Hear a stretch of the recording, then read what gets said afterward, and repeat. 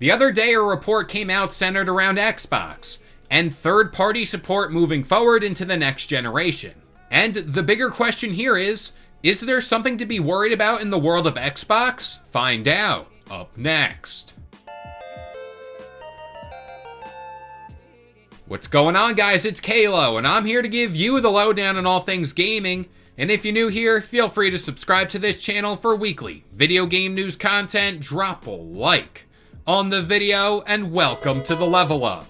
Seemingly right on time, it seems as if more questions are coming up around Xbox and their hardware moving forward. And if you don't know what I'm referring to here, a while back, people were up in arms that Xbox as a console maker would cease to exist, meaning physical Xbox consoles would be no more. Since then, reports were debunked, and Phil Spencer, Sarah Bond, and Matt Booty all cleared the air when it came to all this, and said clear as day, Xbox will continue to make consoles. But thanks to this new report coming from the VGC, more specifically the spoken words of Christopher Drigg from GameIndustry.biz, his main takeaway from GDC, which went down last week, was, quote, Xbox is in real trouble as a hardware manufacturer. He continued, the other thing I heard it from a very prominent company and one not so prominent, was Xbox's performance in Europe is just flatlining. You can follow our monthly coverage in the games market, and you can see that Xbox sales are falling. And it's been falling all throughout last year, and it's falling even harder this year. The phrase one major company who released a big game last year said, quote, I don't know why we bothered supporting it. And I think there he's referring to the Series S. We mentioned on a previous podcast that we heard retailers in Europe are considering or had already been cutting back on their Xbox stock on their shelves. Hardware, games, that kind of thing. And now you've got third-party publishers going, we're putting in a lot of effort trying to create a Series S version and a Series X version. When, to be honest with you, for us, the market is in PC and the PS5. And I think this goes without saying, this is a very huge claim by Christopher Drigg. And again,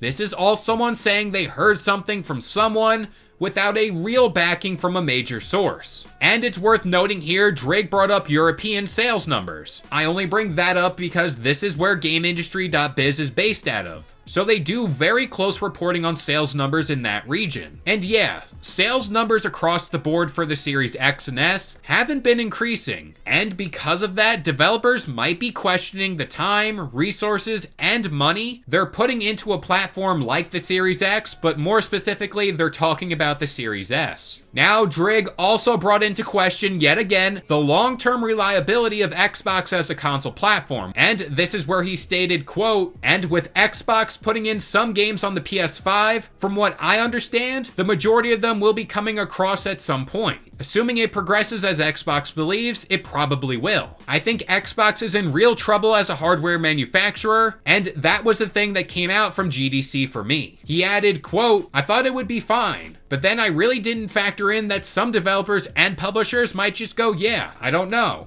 You know, is there any point? And that is when you can lose it. But again, context is key.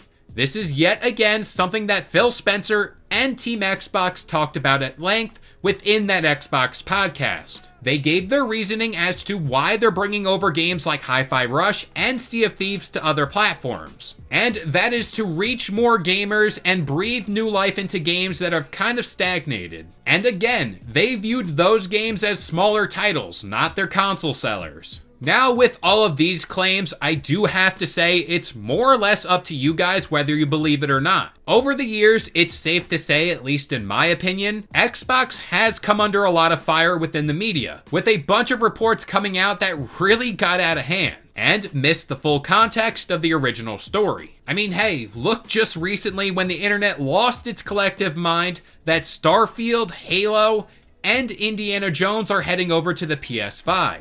And wouldn't you know it, that was all smoke and mirrors. I don't know if I used that in the right context, but you get the point. And personally, the fear of not having an Xbox console in the future is just plain naive. And honestly, it makes no sense. Phil Spencer and Sarah Bond specifically talked about the next-gen Xbox and gave us an idea as to what to expect from it, claiming this machine will be the largest technical leap forward we've ever seen out of a console generation. I mean, just the other day, we covered this story of Xbox prototyping handheld consoles. But again, apparently they're not doing that.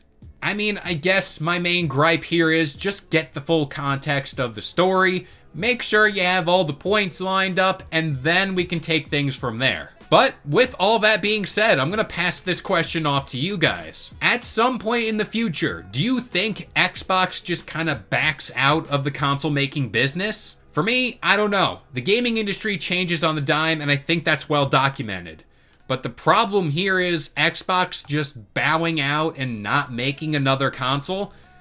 I just don't know. It doesn't seem right. But that about does it here. I've been Kalo. I gave you the lowdown on all things gaming. And if you're new here, feel free to subscribe to this channel for weekly video game news content. Drop a like on the video. And this has been the Level Up.